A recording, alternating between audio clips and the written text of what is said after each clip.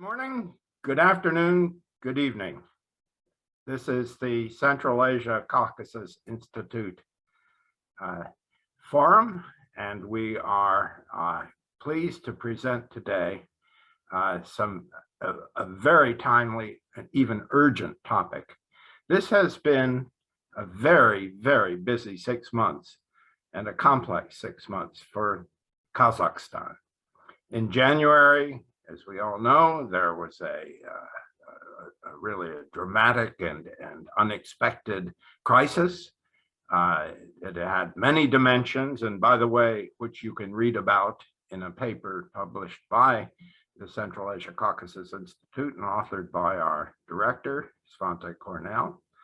And then on June 5th, an election in which an entire reform package for updating, as they're saying, the Constitution and the whole structure of government was presented to the public, and there was a 70% turnout. Imagine that anywhere. 77% of those who cast their ballots voted for the package of reforms.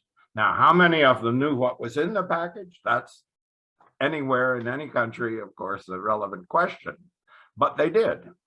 And the changes are very extensive, and yet at the same time, in some areas, one could imagine them having gone a lot further.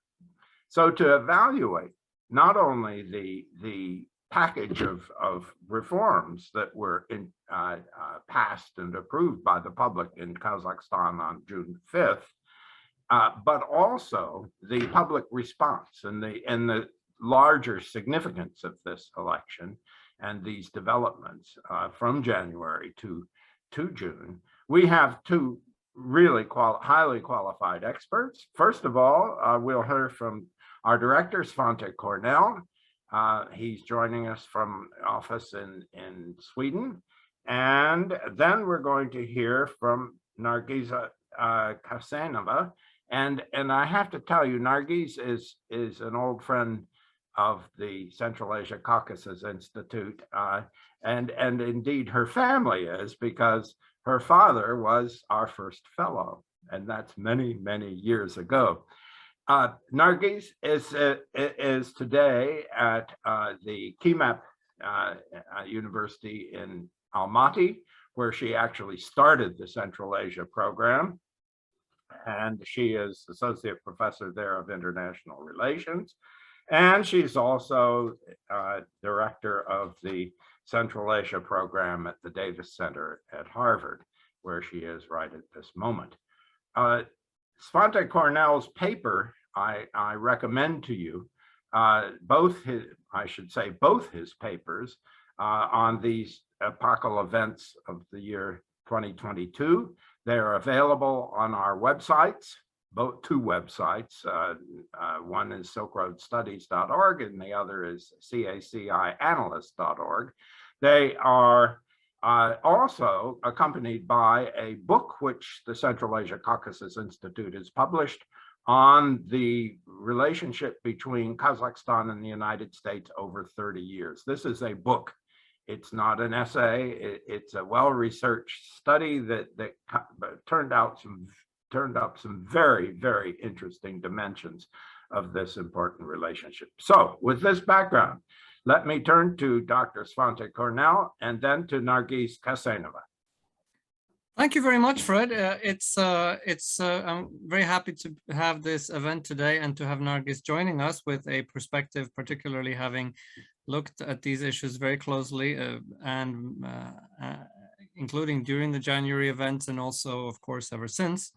I should state that the issue of reforms in Central Asia has been, and the Caucasus has been, an issue that we have worked on for many years. When they were doing reforms in Georgia in a different way, we were, of course, working on that.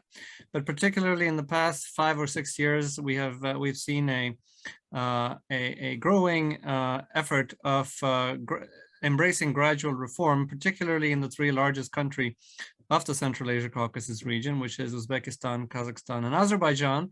We have published either papers or books on all three of them. And this is, we're hopefully within a few weeks, we'll be returning with similar discussions and analysis of the constitutional reforms in Uzbekistan. But today we're focusing on Kazakhstan. I should mention that the article that was referenced, we just published, I did together with Albert Barrow, who is one of our project assistants with the Central Asia Caucasus Institute, who has worked also on some of the earlier papers we published, which are equally on the website. Now, the basic question, I think that's the broader one, in which the referendum that took place in Kazakhstan and the reform initiatives that President Tokayev launched. The broader question is, how do you reform post-Soviet political systems? I think this is the, if you will, the big nut to crack in many ways. And the reason is that the post-Soviet political systems have shown themselves to be very resistant to change. They have certain peculiarities. Fred and I, in our book called The Long Game on the Silk Road about US and EU policy towards the region, we have a chapter looking into some of the peculiarities of how the states in this part of the world emerged after the collapse of the USSR. Of course, I won't go into all of them, but I think a couple of important issues are, I think, the merger of political and economic power that resulted from the way the economy was privatized at a period when state institutions at independence were extremely weak. There's a very peculiar role of the state security services, not the militaries, as in many other developing nations. Fred and I wrote a paper on that 2 or 3 years ago as well, that spoke particularly to the role of state security services very often as an impediment to change, as a roadblock to change. If you will, the most regressive forces that you find in these countries are very often in the security services. We see allegations about their role in the January events in Kazakhstan. Of course, we hope to know more when the investigation is released. All of these and many other factors make it very difficult for even leaders that are inclined to promote positive change to actually move towards implementation, well, not only adoption, but particularly implementation of meaningful change. So for a long time, nothing was really happening in these countries. And then we saw for a while attempts at revolutionary change. That started in Georgia with the Rose Revolution. It, of course, happened in Ukraine and then in Kyrgyzstan. And I think we can discuss, and people have written books about the record of the color revolutions, as they were called. But I think it's important to note that they did not turn out the way people expected. They were not the gateway to democratization, to functioning, sustainable democracies that a lot of people expected. Obviously, the Arab Spring a few years later was a similar type of event. And if you look at it from the perception of the elite in Kazakhstan and in Azerbaijan, and I would say in Uzbekistan, you find the sense that the revolutionary type of scenarios are definitely something they want to avoid. I think leading voices in Kazakhstan, including President Tokayev, have mentioned that that type of uncontrolled liberalization could form a threat to statehood. I think that's the exact language he used. And I think this is among the elites of these countries, and to some extent among the populations, there is this sense that we don't want to become like Syria, we don't want to become like Ukraine because of the implications of these types of revolutionary change. So the question is, if revolutionary change doesn't work, well, how do you actually go about changing these systems? Because we've seen, particularly in Kazakhstan, that the population really is urging for a lot of change. More so, perhaps, we've seen it, I think, more than in Azerbaijan, more than in Uzbekistan, we've seen popular demonstrations, protests on a large variety of issues very frequently in Kazakhstan. Now, Nazarbayev, while he was in power, he was all for revolutionary change, but he really focused on economic change. He subscribed, it seemed to me, to the idea that as long as we provide for ever increasing living standards, we don't have to really touch the very sensitive and difficult and complicated issues of political change. Obviously, the problem, I think, is that after 2015, this model, if you will, this social contract was no longer feasible. And I think elites increasingly in this part of the world realize that unless the political system changes, your economic changes that involve changing transportation across boundaries and many other things, or the role of customs, the role of taxation, all of these things that impede economic growth have to be addressed, and those are really political issues.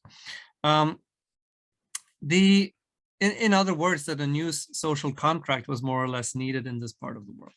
And it seems to me clear that President Tokayev subscribed to this view. And as we've pointed out in many places, this does not mean he wants to make fundamental changes tomorrow to how Kazakhstan is ruled, but he wants to make gradual and evolutionary changes in order to safeguard stability and, of course, in order to safeguard the regime itself. Now, President Tokayev launched a bunch of reform packages that had good ideas, but we saw that not all was being implemented, and some of the reforms he was speaking about ended up being slow-walked in parliament or slowed down in other ways. Then, of course, January happened, and we've spoken and written about this as well. So I won't go into details, but it seems to me that this first showed the strength of popular discontent, but it also showed the elite infighting with the old guard, if you will, trying to stop the greater political nature of reforms. And the interesting thing after this is, in spite the Russian CSTO intervention into Kazakhstan to support the government in this time of crisis, President Tokayev doubled down on his political reform agenda after the January events in a speech in March. Now, the characteristics of this reform package, I won't list everything, of course, it's in the paper. And I think there are a couple of key areas. It seems that improving the separation of powers is one part of these reforms, weaken the presidency, separate the presidency from political parties, increasing the role of parliament, and I think perhaps most importantly, creating a constitutional court instead of the constitutional council that existed, to which citizens could not apply directly. These are important aspects. Changes of the electoral system, as well as making it easier to create political parties, seem to me to be the most important part of these reforms. I think if we talk very briefly, because I want to leave time for Nargis and also for a discussion, I think that the basic conclusions that I draw from the president's actions after January and this referendum that we've just seen is first that obviously we should caveat any conclusion with that Kazakhstan's political system is not going to turn into a parliamentary democracy anytime soon. These reforms really remain within the fundamental paradigm that Mr. Tokayev's intention has been since he was elected in 2019, which I guess we could summarize as top-led, gradual change to the existing system that are designed to make the government more effective and to provide some degrees of greater openness without losing control of the political system. However, I would say that there is a shift, I would say, in these reforms in the current package that was passed by the referendum compared to the earlier packages of reform that President Tokayev has adopted. And I think it is that earlier reforms really sought mainly to make the state deliver better services to the people and to shore up the legitimacy of the system in that way. If you will, they only aimed to build at this time participatory and competitive politics very slowly, starting with the local level. And not only the local level, but the rural local level. It seems to me that the January events led President Tokayev to realize that this was not sufficient. This does not correspond to the demands in society, but that he now has adopted a slightly different version in which he sees a gradual liberalization of the political system at all levels to be necessary in order for the system to maintain its popular legitimacy. Now, of course, the question is what this means going forward. We're already seeing discussions about what type of political parties are going to be allowed. I think we can already conclude the die-hard opposition that is linked to oligarchs abroad are definitely not going to be allowed to register. The question right now, is it really only going to be semi-oppositional political forces that are in general supportive of the government, safe opposition, if you will, loyal opposition, or are we going to see some real oppositional forces being allowed to emerge into the system? I wouldn't think that this is going to happen tomorrow. It might take time before that happens. But it also seems to me that there are a number of issues going forward that, as Fred mentioned, there are some issues that are in the reforms and there are some that maybe should be. I think clearly the main issue of any reform, especially one that is being enforced through the system very rapidly, relates to the mentality of state officials. It doesn't matter how many laws you change. If a state official at a local level wants to prevent a demonstration, stop a blogger from publishing something, what have you, they can find ways of doing that if their mentality is still, you know, the old Soviet mentality. So the question is, even if at the central level you change your incentive structures, what's going to happen at the level where people interact with officials? And I think that is, we have experience from Georgia where we can see that they, in some places, they had to fire the entire force of the police, for example, and hire new people in order to make this happen, because the mentality of the institutions was so retrograde that there was no way for them to be saved.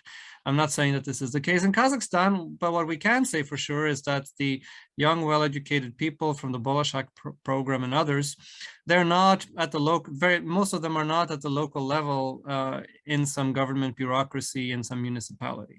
We see them at the central level, we see them in state-owned companies and ministries and so on. But who are the people at the local level? Can you retrain these people? Can you change the culture of these organizations? And how much is the government going to have to push very hard, statuate examples in order to make sure that happens? So digitalization can help in terms of removing, you know, the middleman, as it were, between the government and the population. But you can only do so much, and I think the big question will be in implementation. Now, on missing elements, I think there are two things that particularly stand out to me. The first is security sector reform, particularly if President Tokayev is insisting, as he is, that the security services were not reliable in the January events. And in fact, that there were people in these security services that did not wish him well and that did not wish the government well and were in fact fomenting some form of coup, then the reform of these security services would seem to me to be priority number one in terms of reforming the government of Kazakhstan. Perhaps we shouldn't expect this to come so soon, because obviously they have an investigation that is ongoing and that is not completed. We also saw just days before the speech in March that launched these reforms, President Tokayev was still removing personnel from key security sector agencies. That said, it seems to me that unless there is serious reform of the security sector, which includes, of course, the former KGB organ and following successor organizations, the Ministry of Interior, perhaps not so much the Ministry of Defense, which has gone through some reforms, but all of this entire sector is in dire need of modernization in terms of, as President Tokayev would say about other state institutions, changing them from institutions into institutions that serve the citizens in society rather than serving the state and having the citizens serve the state, if you will. So that's one point, and I think if there is a next political reforms package, this must be one of the highest priorities, because unless you do this, it's going to be very difficult to have anything else actually happen. And the second element is the evolution of media. If you are to have a more participatory political system, if you are going to have political parties emerge in Kazakhstan, not only do you need more independent media, but you also need quality media. We had an excellent fellow at the Rumsfeld program this spring who is an example of this modern Kazakh media, but it's all over this region. The quality of media, even if it were totally independent, it would easily allow itself to be manipulated by various oligarchs, foreign powers, domestic powers. The media with integrity, with independence, and with quality is something that the state somehow has to support the building of, and and of course without necessarily without continuing to control the media in the way, indirectly or indirectly, as is happening today. And it seems to me that this is also going to be a crucial area going forward. The president has mentioned it, but I think this has to be part of the future reform agenda. With that, I'd like to say in closing that the Kazakhstan case is very important, because Kazakhstan has at least portrayed itself as one of the most reformist countries in this region in terms of pushing gradual reform, evolutionary change. And if Kazakhstan would have, if you after January events withdrawn into some kind of stagnation, it would have really shown that, well, maybe revolutionary change doesn't work and evolutionary change doesn't work either. So in that case, I think the stakes are pretty high for these post-Soviet models in general that have shown them where reform has been shown to be so difficult. It really is a question, can evolutionary reform succeed? And I think everybody, including the Uzbeks and the Azerbaijanis, are looking at Kazakhstan and what happens there and how the government maintains stability while also engaging in this type of controlled opening. And I'll stop there. Thank you very much for a very comprehensive and brisk overview. We turn now to Nargis Kassenova, and she's going to add further dimensions to this. Thank you very much, Fred. It is an honor to be with the Central Asia-Caucasus Institute, and indeed there has been some family history, at least 2 generations.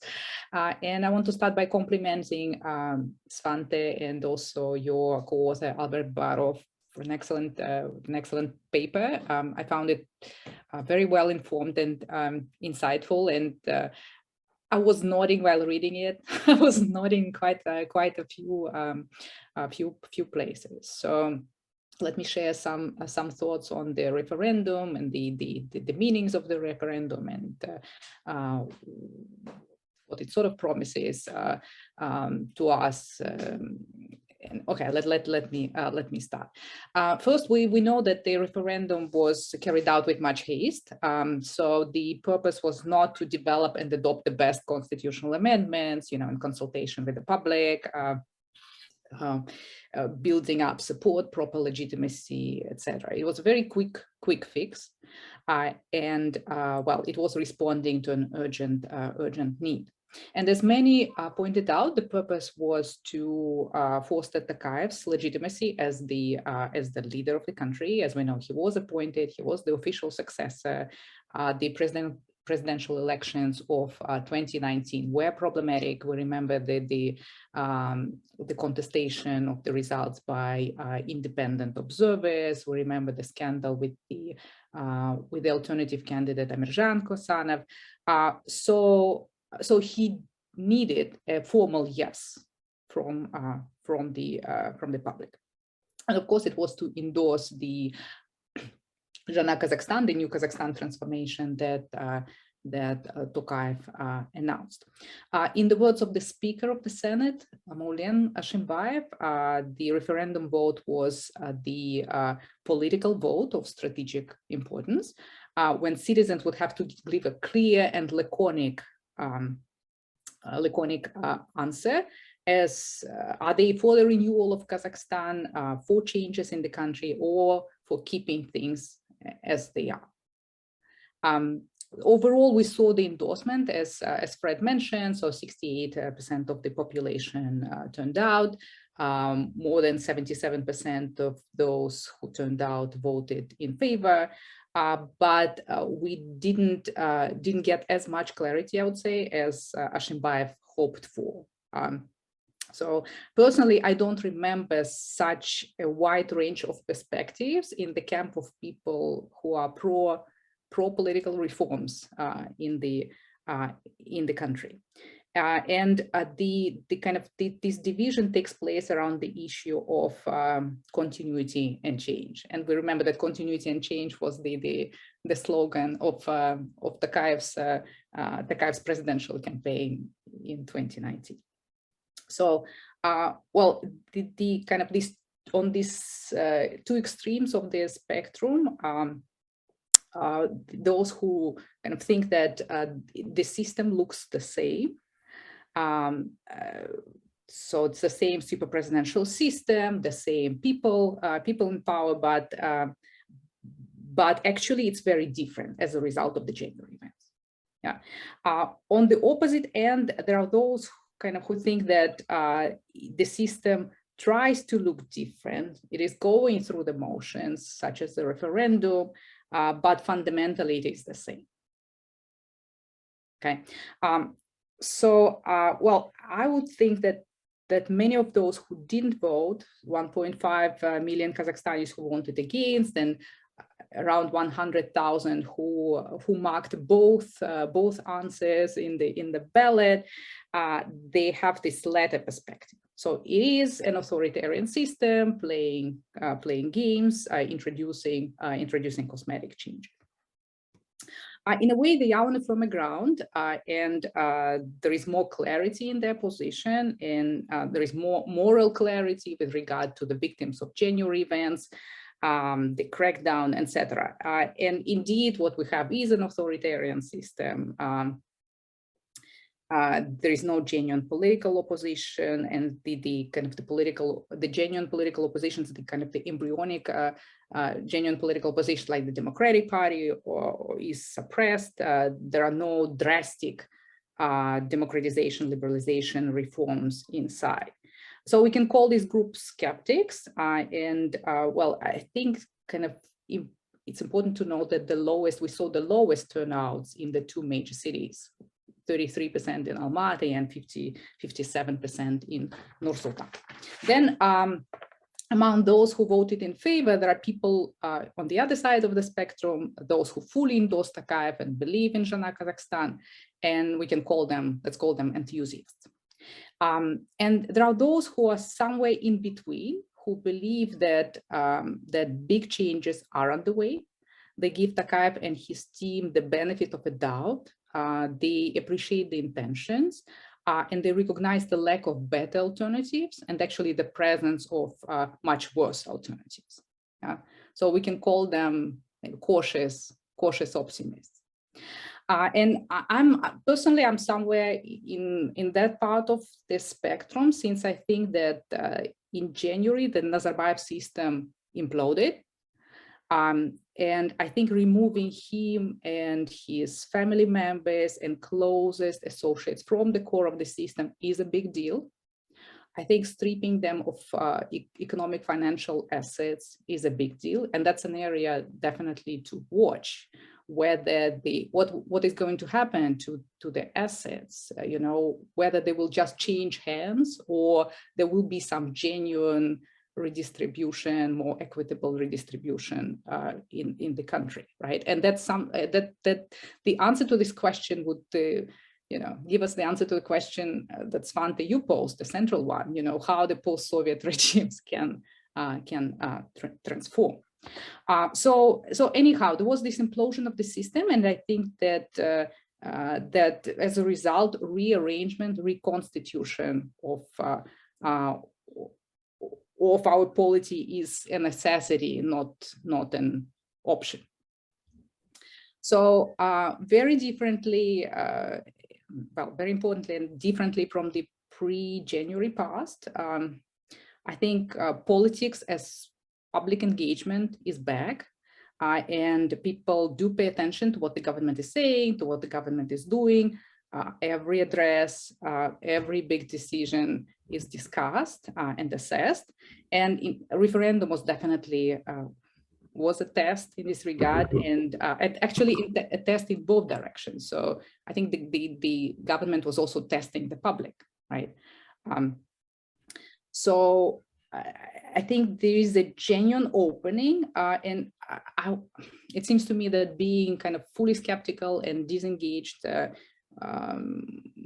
would be wasting a good opportunity. So the society should keep pushing, should ask questions, should test, and so on and so forth. But the main responsibility is on the other side, and here I fully agree with what you said at the end of your paper, and speaking about the missing parts, missing pieces. And you write about the media, that there is a need for free media, and obviously the media in any polity is incredibly important. But when you don't have political opposition, it's even more important. And I would agree that it will take time for the formation of genuine political opposition, and at the moment the intentions of the leadership in this regard, whether they would allow this to happen or not, is kind of not clear. So the other missing link, actually, I think there is more promise. And after the referendum, Tokayev actually mentioned that he will propose reforms of the judicial sector and the law enforcement sector in September. So there is this kind of understanding that the change is needed, and let's see what he will propose. So I also appreciate the overall direction of reforms outlined, which is the opposite of where Russia is going, and which I think is a big deal for a country that has been considered to be very close to Russia, and even to be in Russia's fold. So I think even if you kind of just judge the rhetoric, I think it's important that rhetorically that's where we are, kind of we want to head. So well, the referendum was kind of it's a beginning. Let's see what we're going to see. Thank you. Thank you very, very much. And let me, at this point, first of all, underscore your statement, Nargis, that politics is back. A very interesting formulation, and let's see what flavor these politics turn out to be. Now, let me raise this question. A relatively small percentage of the population of Kazakhstan lives in Nur-Sultan or in Almaty. So the question of, and added to that is the fact that it would have been impossible to build Nur-Sultan, transform, if you will, the political life of the country by creating a new capital in the center. It would have been impossible to do this without very, very extensive centralization. Now, the question I want to ask both of you, to what extent, if I'm living in Taldyk, Kurgan, or wherever, to what extent am I going to see greater decentralization as a result of these changes? And to what extent am I going to see greater self-government? These are two distinct issues, but they're intertwined very closely, and I'd welcome your views, both of you, on this issue.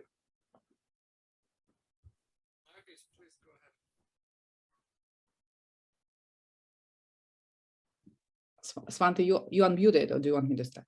Go ahead. I think you should start on this one. Yeah, it's really, I think it's one of the most interesting parts of the package of reforms, the relations between the center and the regions. Yeah.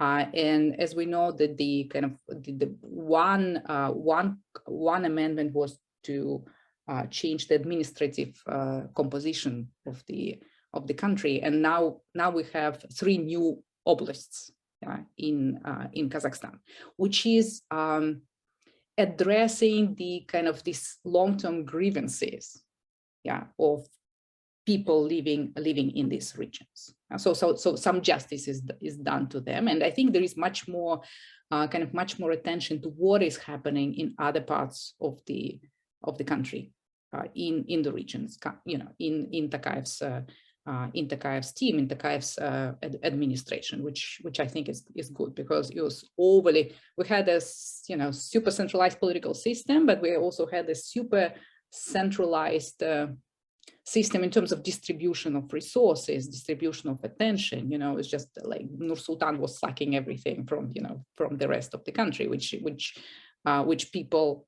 were quite upset about, right?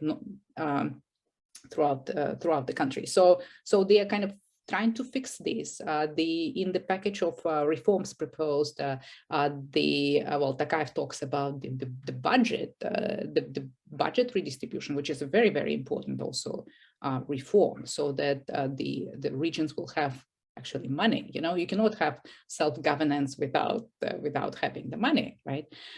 So this is quite important. So I think we are seeing, and we will see some, we will see decentralization, not full-fledged decentralization. I think there is still the kind of the imperative of keeping the country together and keeping it functional, right? So the president will be in charge, the presidential administration will be in charge. So that's where the main decisions will be made, but kind of fixing this big imbalance between the center and the periphery is taking place already. Is that to benefit the local hakim, or is it also to benefit the local public? We will see, right? Okay. Svante, Cornell, what do you think about this? Well, I think aside from agreeing with Nargis, I think it will be interesting to see how the changes in the electoral system are actually implemented in practice. Because for some of, you could see in this type of, very cautious reforms in terms of the president proposing 2 candidates and then the local, assembly has to vote. Maybe you would have wanted it to be a bigger choice than 2 people, but will they be able to assert their local interest to some extent? And I would say the same thing with the change to the parliamentary system, in which the idea, at least, behind moving to a more majoritarian system, by the way, not only in the central parliament, but also at the level of the maslihats, is intended for there to be a more direct link between the voters and the people they elect. That, of course, links back to our other question about what kind of political parties do you have a choice voting for. But potentially, it seems to me that this is something that could lead to a greater deal of popular involvement in the political life, even if it's just the pro-presidential or the pro-government parties, because people, I think, are astute and they will look at what candidates are available, and if they have a choice, any at all, it can get interesting, I think, even if that, doesn't mean that you're in a fully democratic system. Because as long as you have a fully, for example, in Sweden, where people vote for a fully proportional system of power, nobody has any idea about what individual politicians you're voting for the most part. And there have been reforms introduced so that you can put a little X in front of a certain name or whatever. But I mean, I appreciate how the change from a fully proportional system to one that gives people a certain connections to the political elites they vote for, which might bring a certain accountability by these politicians towards the population. I think that's the intention. We have to see how it plays out. Can I add to that? Please.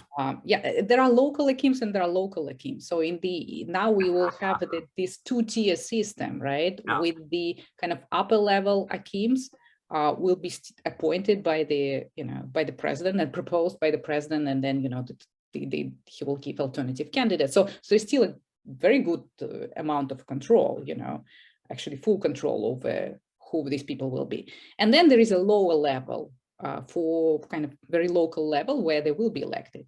But basically the main assets, of course, are in this tier, which will be controlled from the center. And so they will not be able to become like local, regional kings and, This is a very important point, because originally there was discussion of elected hakims. Then Mr. Putin abolished the election of hakims in Russia, and many of the former Soviet state republics followed suit and went over to appointed hakims. And that I've met a number of them. They're bright, they're energetic, they get things done, but they're of a very specific mentality. And I'm wondering how far you can go in the direction of creating any kind of a civil society at a local level without elective hakims. It's just a question. I think in this case, one interesting aspect is also that the president's ability to overrule hakims is now being changed. And I think that even if you're a presidentially appointed Akim, then suddenly, you know, you can't be just immediately second guessed with everything you do and overruled. Not that I think it happens very frequently, but I think all of these things together seem to me will enable, at least to some degree, for a greater local initiative. Now, it's too early to evaluate how all this has been received within the country. However, it was very interesting to, I'm sure, to both Svante, Cornell, and me that Maulin Ashimbayev's comments were cited by Nargis Kassenova. He's an old friend of our institute, and we respect him highly. What are you hearing, Nargis, about the reception of all this? At first, at the sort of high political level, and then at the more public level. That's actually what I was trying to kind of discuss by saying there is a spectrum, right, of opinions, and the range is just so broad. Who will study this? How will we know? People study, and they change. Their opinion can change overnight. You know, one thing can, like one speech can change people's opinions. You know, so it's, but everybody's watching. Yeah, everybody's watching and everybody's assessing. So but I'm more exposed, I guess. Well, I know better what the kind of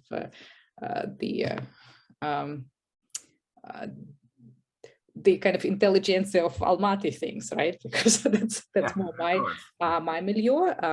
It's more difficult for me to grasp what people kind of in other parts of the countries, in rural areas and so on, are thinking. I think it's a combination of the role of hope and fear. Let me put the same question slightly differently. Suppose I'm living in Ust-Kamenogorsk, and I have the rather different perspectives than someone living out in the West, for example. Do you think these changes are going to foster greater intra-Kazakhstan communication and activity, or is it going to generate, or are they going to generate a greater defensiveness on the part of local communities? I think now we see more communication. Yeah, because people are more engaged, so they're more interested in what's happening. Yeah. In the country, but I think that the kind of what can really tie us together if we have genuine parties, right? Because political parties are vehicles that kind of connect, you know, create these vertical and horizontal connections. And who will that depend on? On whom will that depend? Well, it's the development of real political parties. The ball is on both sides, right? Because but the initial kick would need to come from kind of the big kick should come from the side of the you know, Tokayev's team, because they are in power, right? Yeah. Yeah. But of course the other side shouldn't be disengaged, and there should be a willingness to do that. So but I think that it's still sort of cautious, you know, the extent people would want to do something, yeah, is still constrained, but we see more of that. And actually we started seeing that after Nazarbayev's resignation. Yeah. So it's not all, you know, not all these kind of trends developments started in January, because with the resignation, something changed. Psychologically, something changed in the country, and we saw it with the 2019 elections, when, you know, you had this unprecedented number of people who wanted to be independent observers, right? Who cared about the elections. You know, previously, like, people didn't care because it didn't matter. You know, 2019 elections were the elections that were watched by people. You know, people went, people observed. So something already, there is this demand from the society to kind of to participate, yeah, as citizens. So I think that will be growing, but it's, it takes two to tango.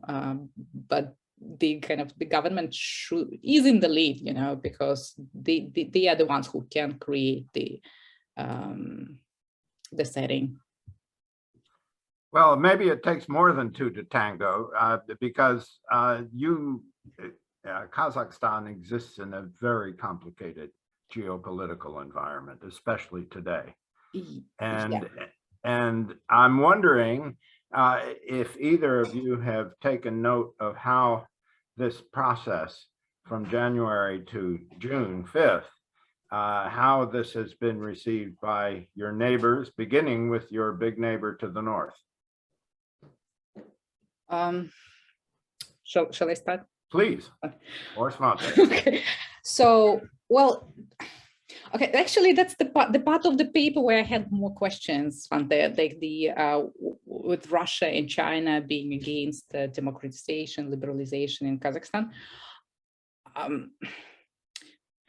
To some extent, I agree that democratization would result in more pronounced anti-Chinese maybe stances or anti-Russian, right? But overall, I don't think Russia cares, right? And we saw it with the Russia's reaction to other color revolutions.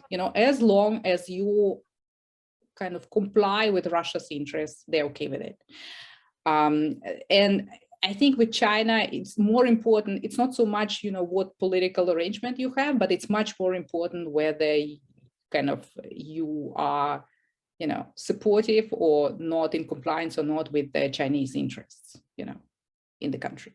Okay, so I kind of agree and slightly disagree with what you're writing. You're writing in the paper, because I think Russia, I don't think they take democracy seriously. I don't think they believe in democracy, but I think for them it's sort of manipulation. It's all manipulation by powerful agents. That's why they can be against movements, but then try to foster some movements in the post-Soviet space and support some popular movements elsewhere. So it's very post-ideological, very postmodernist. So I don't think they really care. It's more important for them whether their assets are in a good place, whether they are contested or not. So that would be that, and that's why I think they don't mind that much, like the referendum or whatever we are doing in Kazakhstan, right? But they react in a nervous way if it's something linked to Russia. Right. No, I think first of all, they're very busy. And second, I think what the Russians probably do understand that Tokayev has to find a way to control the country, which means that he has to engage in this type of reforms, because otherwise who knows what could happen in terms of the frustrations that exist in society. But I think my point would be, it's probably to some extent informed by what I saw first happening in Georgia, but even more if you look at Armenia and Azerbaijan, where the fact that Armenia, in spite of following Russia in every foreign policy issue, well, the Russians didn't. The moment that so-called Velvet Revolution happened and Pashinyan came to power, the Russians made it very clear they didn't trust the Armenians anymore. Aliyev, who was not part of any CSTO, any Eurasian Union and so forth, they felt, we know what we have, we know what this is, we can deal with this, this is a potential partner, even if we may disagree sometimes. And you saw the whole shift of the Russian position happen. And to me, that was very instructive, because it suggests that when they don't understand, when they don't recognize the system of government in a country that's supposed to be allied with them, then their behavior changes. And I think that we're not there in Kazakhstan yet. And I think therefore the Russians are not going to be changing any kind of policies. But it seems to me that if that were to happen in Kazakhstan, we would be in a completely different situation. With China, I think China is actually, normally I would say that Russia is much more of an opponent of democratization in the former Soviet Union that China is. Kazakhstan is probably the only exception, because China, because of the presence of so many Kazakhs in Xinjiang and the fact that they have been exposed to exactly what the Uyghurs have been exposed to, I mean, the Chinese put two and two together, and they realized that if there was a liberalization in Kazakhstan, the whole approach of the country to China could change very rapidly. But that's exactly what, yeah. I'm sorry, we have a very interesting question from George Kroll, our good friend and former ambassador from the United States to Nur Sultan. He's asking, is there any sense of how Kazakhs, ethnic Kazakhs versus non-ethnic Kazakhs, he means Slavs, I guess, mainly, voted in the referendum? Or geographically, is there a difference between North and South, between is it too early to draw any conclusions on that front? Nargis? Yeah, I didn't see the breakout. Well, of ethnic, non-ethnic. You haven't seen that yet. No, but in terms of like by regions, you can see the results, and yeah, you can see the kind of the results by the districts. And what stands out is the low turnout in the big cities. You know, participation is the big issue in a referendum. I agree. Yeah. Very, very interesting. Can I just put the 30 seconds? I think what's really clear to me, what stands out from this referendum is that President Tokayev has a little bit of work to do in Almaty in terms of, shall we say, gaining the support and of a large number of people in that big city. Yeah, we need more convincing. Yes. So to that extent, can we say this was, in comparison with previous, I don't mean elections, but previous political acts, this was much more national in scope. It is directed more on a nationwide basis, and it is being received as such, with a greater degree of skepticism, perhaps, or questioning in the traditional centers, with perhaps more engagement on a national basis, which the total vote would suggest. Svante, Cornell, does this have any meaning abroad, this election? I mean, outside the region and outside the issue of Russia and China? Well, I think it does in some ways, because, you know, most countries that engage in changes don't, in this part of the world, don't put it to a referendum necessarily. But beyond that, it seems to me that from the outside, the big question is, how do you approach, to what extent do you get involved in the reform efforts that countries like Kazakhstan are doing? The interesting thing to me in what has happened, actually all the way since the first serious reform effort started in Georgia in 2004, is that the most serious reforms that happened in Central Asia and the Caucasus did not involve outsiders. They were not a result of aid programs. They were not a result of Western interventions of any kind. Take the justice houses in Georgia and the digitalization efforts. Many of these efforts were homegrown. And as I said, they were, you know, Western agencies spent money on a lot of things, but not the things that ended up really mattering in terms of changing the lives of people, the relationship between government and citizens in these countries. That said, I think we have to, from the West, I think the real challenge, it seems to me, is to, instead of looking at what our priorities are, in terms of what programs we have funded from whatever title this or you know, budget post, to really look at what is needed in a specific country in a specific time. And that's unfortunately not the way it works. But I think at the end of the day, what's happening is you have certain areas in which reform is possible, in which countries, governments like Kazakhstan's, are looking for partnership. It's not going to come from China. It's not going to come from Russia. So the question is, there is a role for Western partners to fill. Are they going to do it?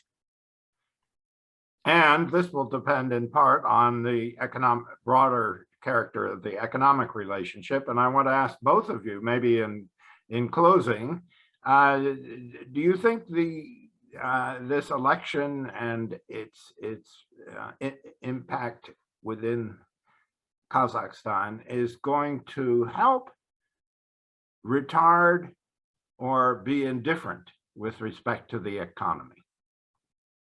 If I'm an investor, a foreign investor, and I'm looking at Kazakhstan after June 5th, do I smile more broadly, or do I frown, or is my face immobile?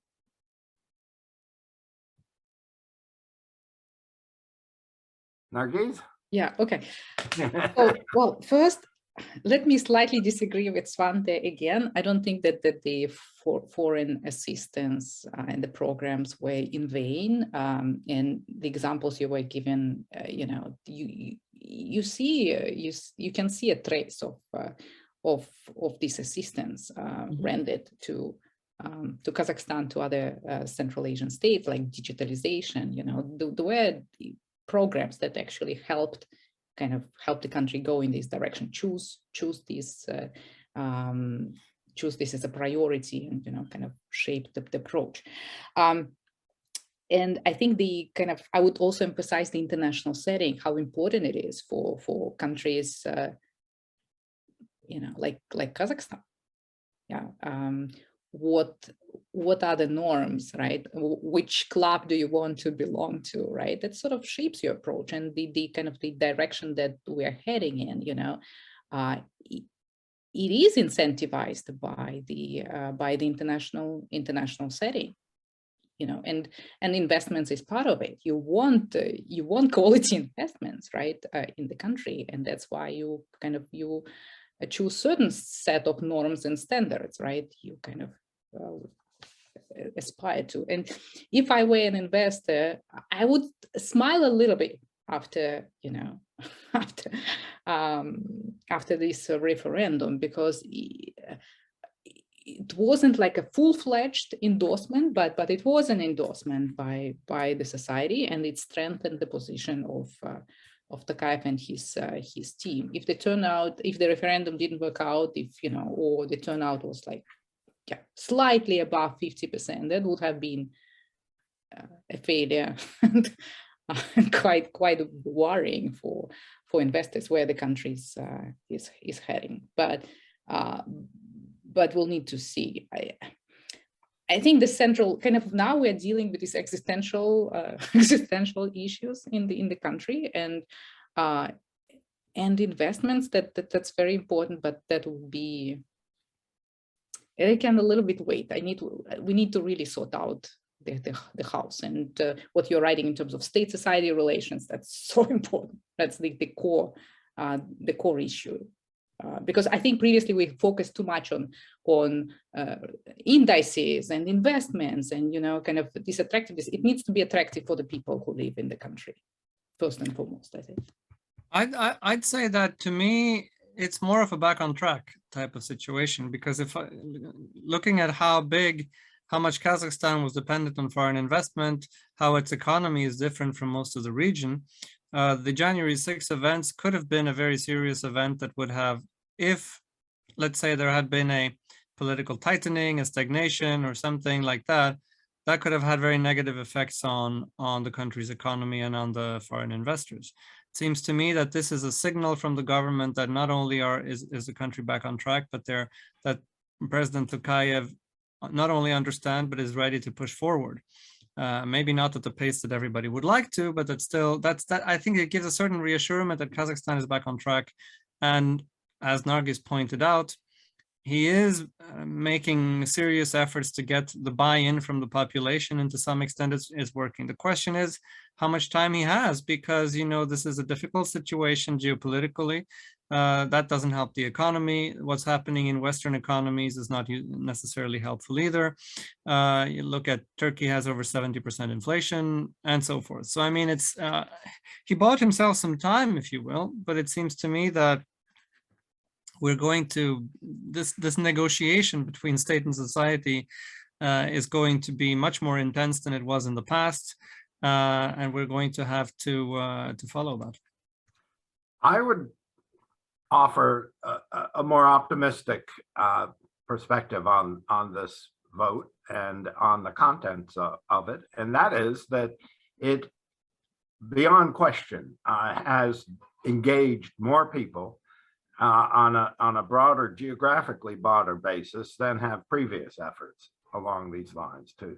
And in that sense, and because it also unquestionably gives the local governors, hakims, a little bit more freedom to move.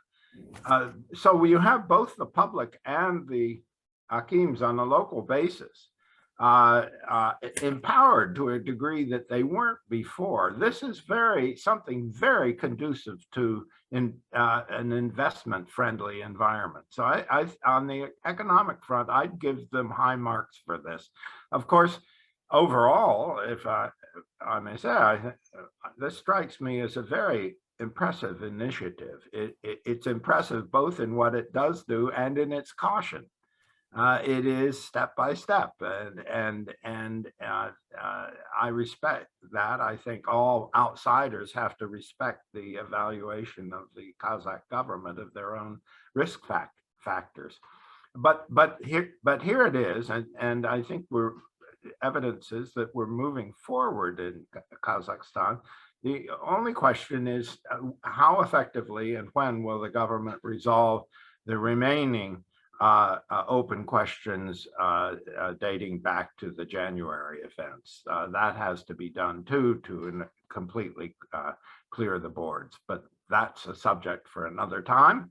I want to thank everyone for joining us, and especially Nargis, Kassenova, and Svante Cornell for their interesting, valuable presentations.